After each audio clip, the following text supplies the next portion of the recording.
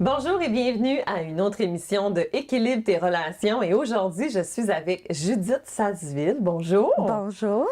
Tu es sexologue et directrice, co-directrice en fait de Holly Éducation. Absolument. Qu'est-ce que c'est Holly Éducation? Holly Éducation, c'est une plateforme d'éducation à la sexualité pour aider les parents et les adultes de confiance à faire l'éducation à la sexualité de leurs enfants environ de 0 à 12 ans. C'est sur cette plateforme-là en ligne, on va retrouver près d'une centaine de capsules vidéo explicatives de différents sujets concernant l'éducation à la sexualité qui vont être présentées au bon moment ou au bon niveau développemental des enfants. Dans le sens qu'un parent pourrait montrer la vidéo que vous avez faite à son enfant, c'est ça? Ben non, on préfère que ça soit pour vraiment le parent. pour Okay. le parent. Le parent absorbe les connaissances, puis après, il en parle à son enfant. Je comprends. Évidemment, dans les vidéos, présentement, c'est pas mal moi qui ai fait. Puis je donne beaucoup de phrases clés ou de choses à dire pour les... Oh mon Dieu, ça, les parents doivent adorer ça. Oui, c'est ça, c'est assez... Puis tu sais, on essaye de vulgariser les concepts aussi pour que ça soit facile pour eux de le comprendre, puis après le redire de Ou même manière pour efficace. un enfant, justement, c'est ça, tu sais, de parler des fois de ce sujet-là, ça reste en fait abstrait par moment. Tu sais, fait Absolument. que c'est comme, comment je peux le dire pour que ce soit imagé, en fait, pour qu'ils puissent comprendre. C'est ça, puis tu sais, au bon moment développemental aussi, tu sais, fait qu'on a un bel algorithme qui fait en sorte que tu rentres, tu te crées un profil enfant, exemple, mon enfant a 5 ans, puis ça va te conseiller des vidéos à aborder selon tel ou tel sujet qui est bon pour son développement à ce niveau-là. Ah, c'est génial. Quand il va grandir, éventuellement, ben ça va grandir aussi dans l'algorithme, puis ça va te présenter des nouveaux vidéos, fait que ça permet vraiment de suivre son évolution. Quand tu dis d'en parler en fait au bon moment, pourquoi on voudrait faire ça? Qu'est-ce que ça change de dire ou de parler de sexualité avec notre enfant? Mais si c'est pas au bon moment, qu'est-ce qui arrive là? C'est grave, mon Dieu. Ça n'arrive rien vraiment. En fait, ce qu'on préconise, c'est que on faut commencer le plus tôt possible. Ça, je le dis tout le temps, mais l'éducation à la sexualité, c'est un processus qui est continu puis qui est évolutif. Fait que c'est sûr qu'avec un enfant de 3-4 ans, tu lui parleras pas des mêmes choses que tu vas parler avec un enfant de 12 ans. C'est clair. C'est un peu ça que je veux dire par au bon moment. C'est que dans le fond, ben premièrement, il y a sûrement pas les expériences puis les connaissances encore pour que tu lui parles de quelque chose. Exemple, je pense des premières relations amoureuses. Là.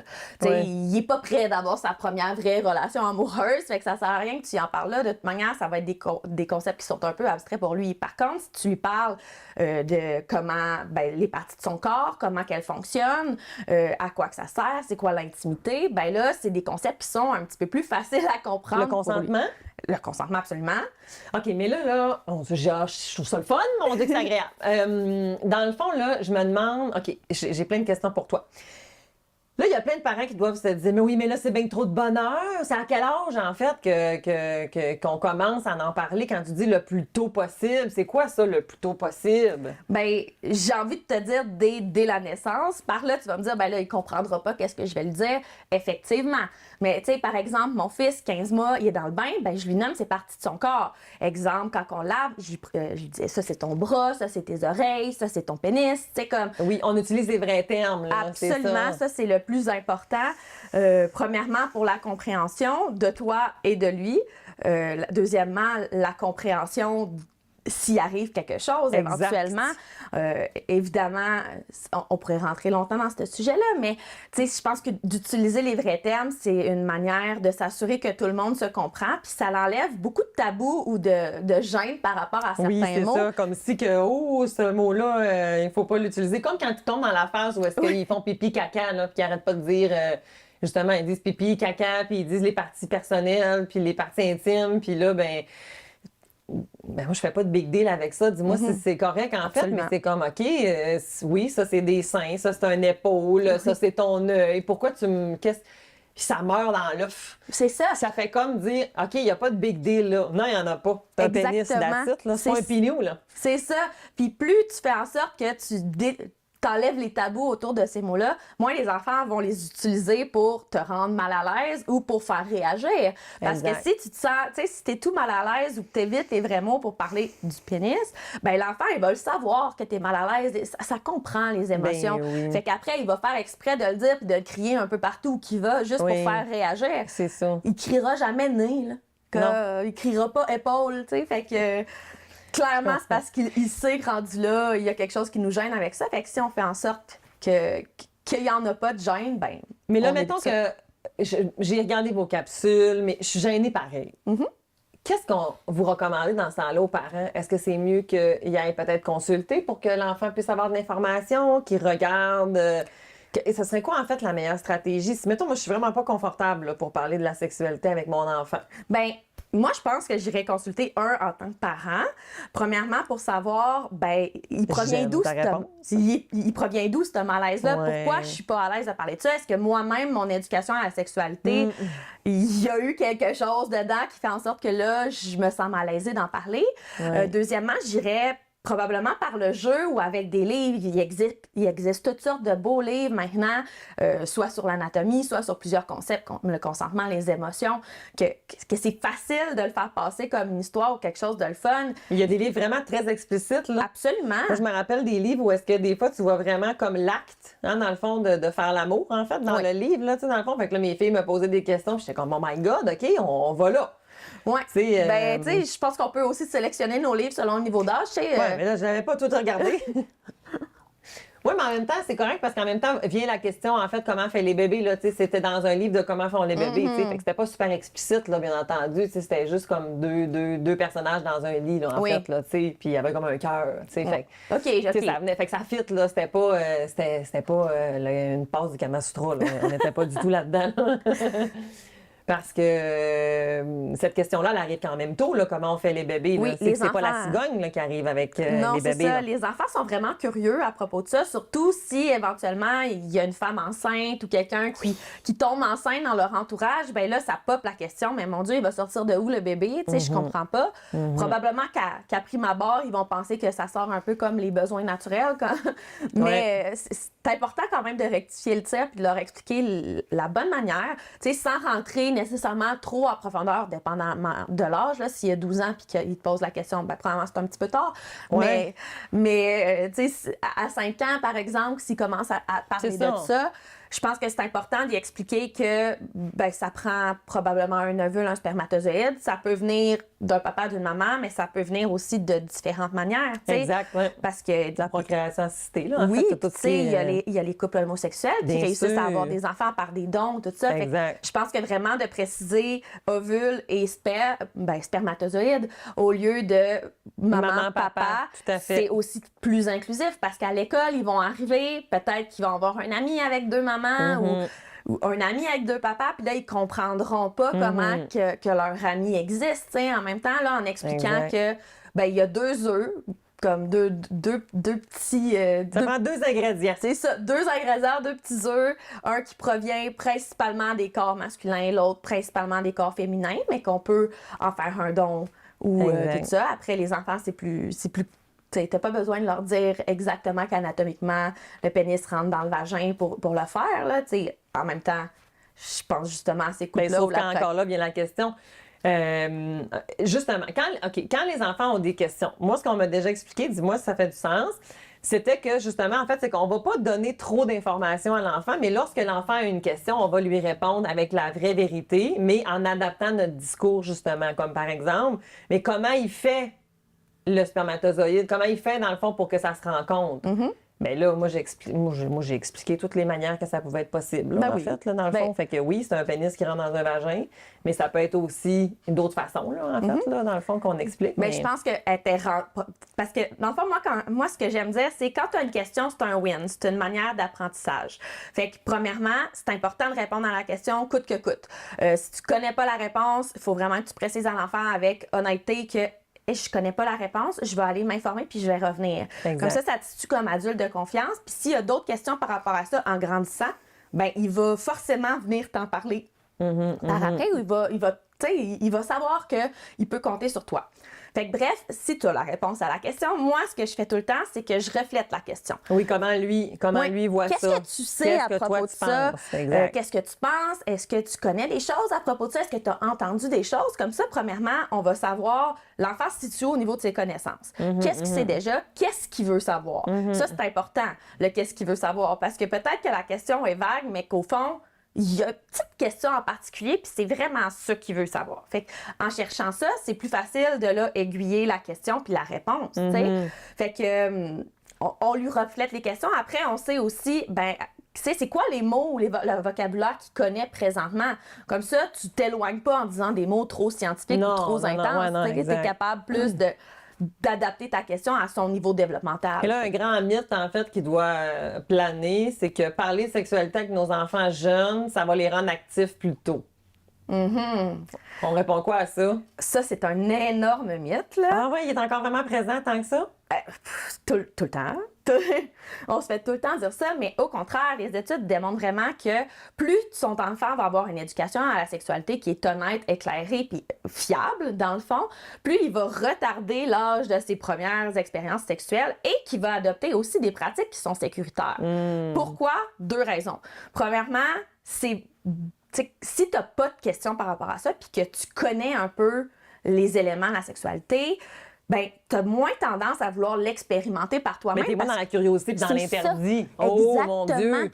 Tu sais, tu vas savoir, ça va être un petit peu moins prenant de devoir trouver les réponses par toi-même parce que au fond, t'es là, il y a des adultes qui vont te filer des réponses quand t'en as besoin. Tu vas un peu savoir comment ça se passe.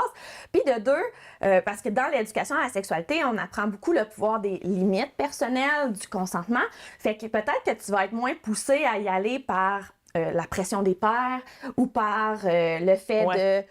Comme, tu sais, j'ai un chum plus vieux, lui a envie, comme, tu vas savoir te respecter, mettre tes limites, puis vraiment y aller quand t'es prêt. Puis souvent, dans d'autres cas, ça arrive plus tard, étant donné que là, ils savent. C'est quoi la moyenne d'âge actuellement au Québec des premières relations sexuelles? C'est 17 ans. 17 ans? Oui. OK, quand même. Puis comparativement, mettons, au reste du monde, on est-tu dans une moyenne, tu sais, qui est... je pense... En fait, ça serait quoi ton commentaire? C'est correct? C'est pas correct? C'est que... 17 ans, je trouve ça honnête. Puis malgré ce qu'on pense, c'est pas mal la même moyenne depuis plusieurs années. Okay. Un autre mythe, c'est vraiment que là, la population, les jeunes, ils vont plus tôt, vont se lancer plus tôt dans les activités. C'est vrai qu'on va dire plus l'hypersexualisation ou tu sais, dans les cours de primaire, t'entends des choses... particulière, là, parfois. Là. Moi, mes filles m'ont posé des questions, puis je suis comme, je peux pas croire que tu m'amènes cette question-là, mon petit minou. J'avoue que là, j'étais malaisée. Ils m'ont demandé c'était quoi une fellation. Là, j'étais comme, on a 8 ans, là. Ouais. J'étais comme, OK. T'as entendu ça où? Oui, c'est ça. Puis j'avoue que j'ai répondu que ça, c'était une pratique pour les adultes. C'est correct. Puis j'ai pas répondu d'autre chose parce que j'étais trop malade. Là, j'étais comme choquée. J'étais comme, je peux pas croire que tu me poses cette question-là à l'âge que t'as. Mais je comprends, là. La réponse est bonne, somme toute. Ouais. C'est quelque chose qui n'ont pas besoin de... Je vais pas t'expliquer que c'est un pénis dans la bouche, là. Non. Non, moi, je suis pas là. Non, t'as 8 ans, là. Ils n'ont pas besoin de savoir ça à cet âge-là non plus. Puis c'est mieux qu'ils le sachent pas. Parfait, excellent. Mais je pense que répondre, effectivement, c'est une pratique que les adultes ils font quand ils ont de la sexualité. C'est ça. Puis potentiellement, c'est ça, elle a pas posé d'autres questions. Fait que je suis comme, OK, yes. Tu sais, j'aurais peur qu'elle me pose, mais c'est quoi la pratique? Oh là. J'aurais répété ça, en fait, puis j'aurais changé de sujet parce que c'est pas nécessaire qu'elle ait plus d'informations. Non, effectivement, surtout pas à cet âge-là. J'aurais recadré, dans le fond. Oui, exactement. C'est correct aussi de mettre des limites, là. Oui. À 15 ans, c'est une autre affaire, là, par exemple. C'est ça. Tu sais, à la limite, à 15 ans, j'aurais eu tendance à l'expliquer très brièvement, mettons. Tu sais, comme... Ouais. Mais clairement qu'ils le savent, sinon ils vont le voir aussi. Oui, ça, c'est correct. Mais j'oserais pas les laisser aller voir sur des sites pornographiques. Non, exemple. mais j'aime bien. Parce que je sais probablement qu'ils vont le faire si tu réponds pas à la question. Absolument. En fait, fait que rendu là, il y a plus ça aussi. Justement, est-ce que le fait d'avoir une éducation sexuelle plus précoce, ça évite ou retarde l'exposition à la pornographie? Je pense que vu que tu te situes comme adulte de confiance par lesquels tu peux répondre à leurs questions, l'enfant aura moins tendance à aller utiliser ses propres sources d'information pour trouver de l'information, donc l'Internet, évidemment, maintenant. Ouais. Fait qu'il va moins avoir tendance à aller chercher des choses sur Internet, donc tomber sur des sites probablement pornographiques. Fait que oui, ça retarderait ça éventuellement. C'est sûr qu'à un moment donné, il va arriver l'éveil sexuel, tu sais, à l'adolescence, avec les hormones, le pic va arriver, c'est sûr que c'est plus accessible, c'est plus facile étant donné qu'ils ont probablement des tablettes, des cellulaires, tu sais. Je pense que c'est là qu'il y a une explication par rapport à comme pas la prévention, mais comme la conceptualisation de qu'est-ce qu'on voit dans la pornographie, c'est pas qu'est-ce qui se passe pour de vrai dans la vie, c'est des films. Hein, comme quand tu écoutes, exemple, un film d'action, probablement tu reproduiras jamais ces actions-là dans la vie parce que c'est ça. Tu sais, c'est pas quelque chose qui est réaliste. Il y a des effets spéciaux, il y a du montage, mais c'est la même chose dans la pornographie. Tu sais, comme, je pense que... Est-ce qu'à la limite, on pourrait, tu sais, comme sexologue, justement, tu dois avoir, tu sais, il y a des sites pornographiques qui sont beaucoup plus... sains et respectueux. Avec le consentement et tout ça.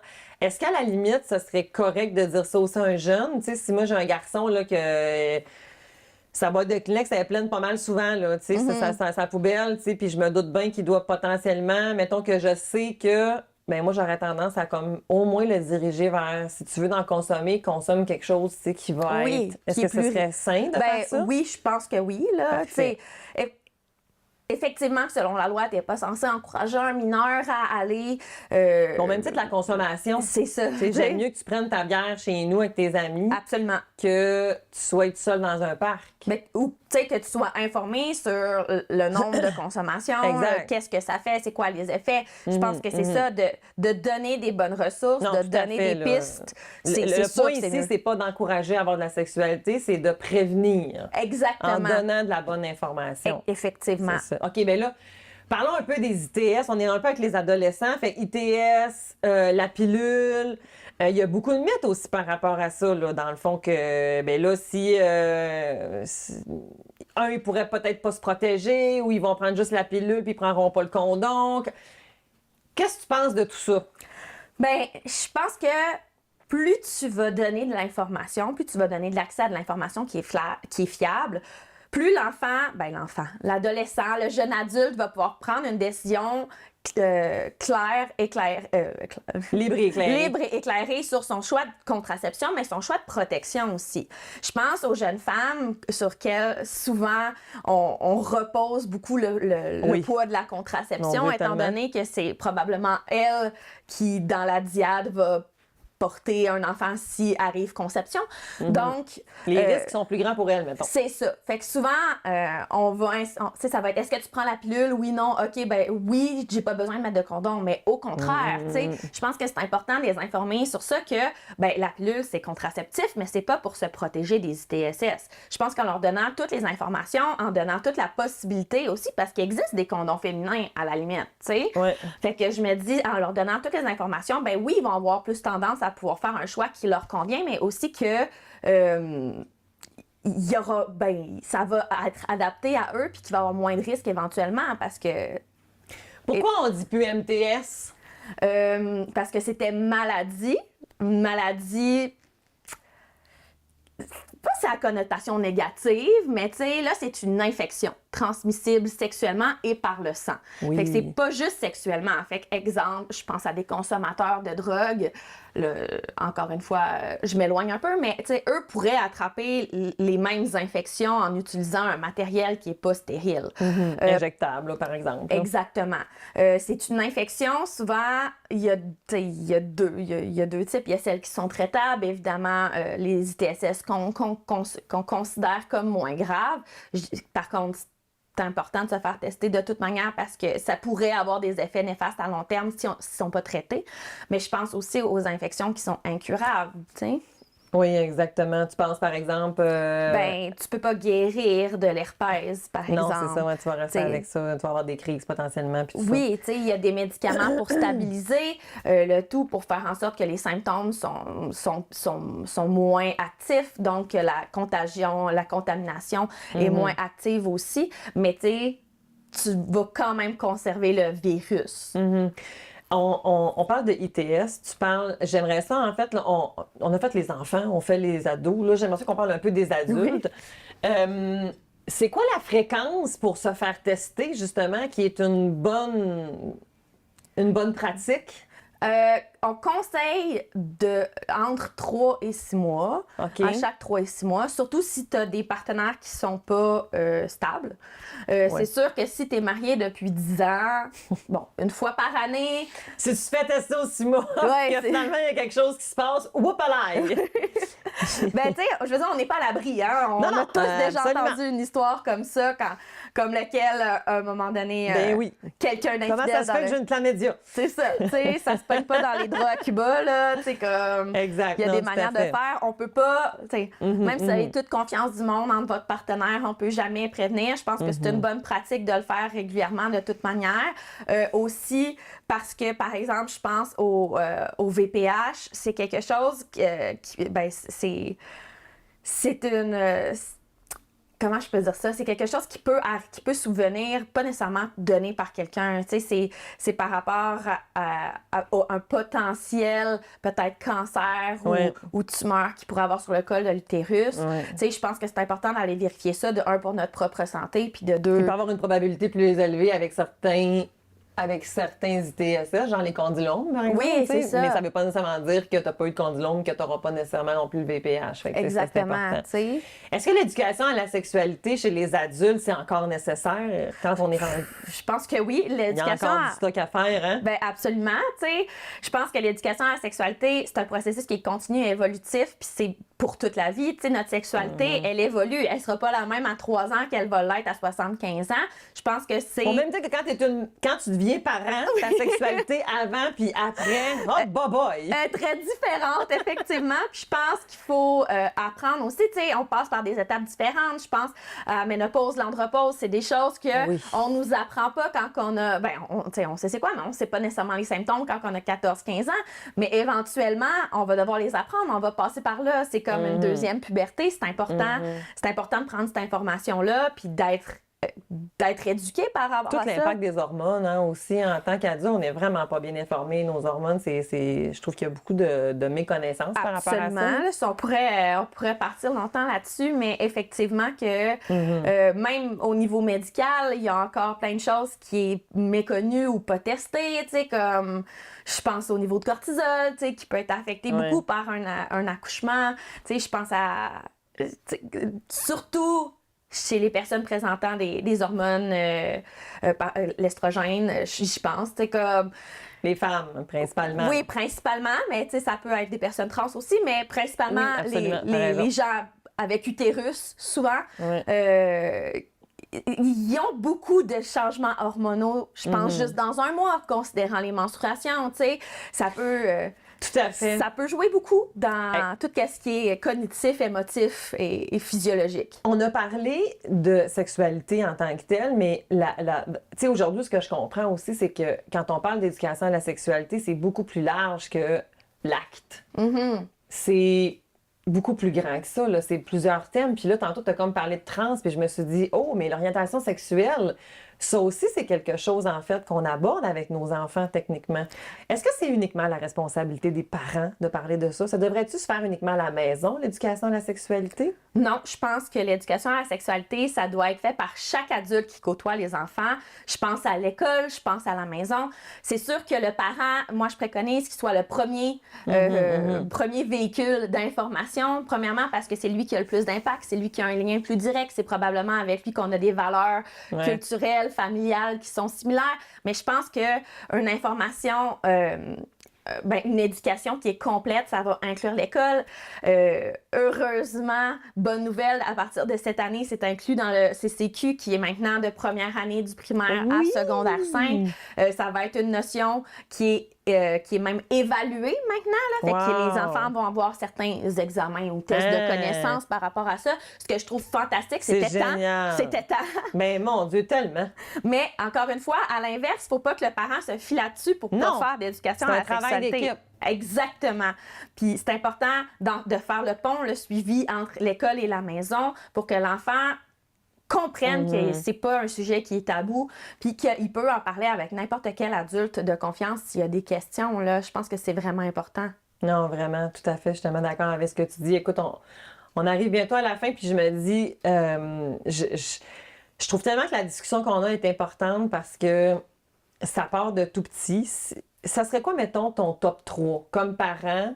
Là, tu as entendu beaucoup d'informations. Quoi retenir, mettons, en 3, mettons, grands thèmes, là, par exemple? Ben, qu'est-ce que tu leur proposes, là, ton top 3? Ben, Premièrement, je veux que les parents retiennent que l'éducation à la sexualité, c'est peut-être un mot qui leur font peur, mais finalement, probablement qu'il y a déjà des choses de l'éducation de leur enfant qui est inclus là-dedans. Je pense, éducation à la sexualité, c'est comment on rentre en interaction avec les autres, les premières amitiés, la communication, la gestion des émotions, l'identité, l'estime de soi. C'est des concepts qui sont vraiment importants, qui font pas peur quand on les regarde comme ça, un à la suite de l'autre. Si on dit éducation à la sexualité, évidemment, comme tu l'as mentionné, on pourrait penser à la sexualité adulte comme nous, on la conçoit, mais c'est pas comme ça que les enfants vont le voir. Puis ça prend longtemps avant que leur cerveau tombe dans l'éveil sexuel comme on l'entend. Ça prend la puberté. Fait que tout ce qui est avant, c'est de l'exploration, de la découverte, des questionnements. Ils veulent comprendre comment le monde fonctionne. Un petit minou de 4 ans qui se masturbe, c'est pas dans la même affaire que pour un adulte. Non, il n'y a aucune connotation sexuelle. C'est vraiment de la découverte. C'est de la découverte puis du plaisir. Simplement comme si tu leur grattes les cheveux, ben ils vont trouver ça fun, ils vont vouloir que tu continues.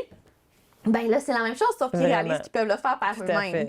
OK, un autre petit, mettons, qu'est-ce que tu proposes, mettons, comme... Je pense que l'établissement de limites personnelles et le consentement, c'est quelque chose qui doit débuter très tôt. Je suis d'accord. Dès le début, en fait, c'est sûr qu'un enfant ne peut pas consentir à ce que tu lui changes la couche parce qu'évidemment, c'est pour son bien-être. Mais, tu sais, je pense à dès que ton enfant est en mesure d'exprimer un oui, un non. Les fameux bisous! Oui! Hein? Non, ma tante, il ne viendra pas te donner un bisou, peuvent te dire merci. S'il n'a pas envie de donner un bisou, on force pas, puis on montre le bon exemple aussi. Exact. On rentre pas dans sa bulle où on lui demande si on peut le toucher, lui faire un câlin, un bisou. Est-ce que tu veux me donner un câlin? Est-ce que tu veux me donner un bisou? Pas donne-moi un bisou. Non, je pense que c'est de l'inclure rapidement dans son choix, dans le fait que il a le droit de dire oui comme ça. Après, il va comprendre, les autres me respectent, ben moi aussi, je vais les respecter. Fait que le consentement va devenir quelque chose qui est acquis rapidement puis de la bonne manière, tu sais. En quelques secondes, un dernier dans ton top 3, ça serait quoi?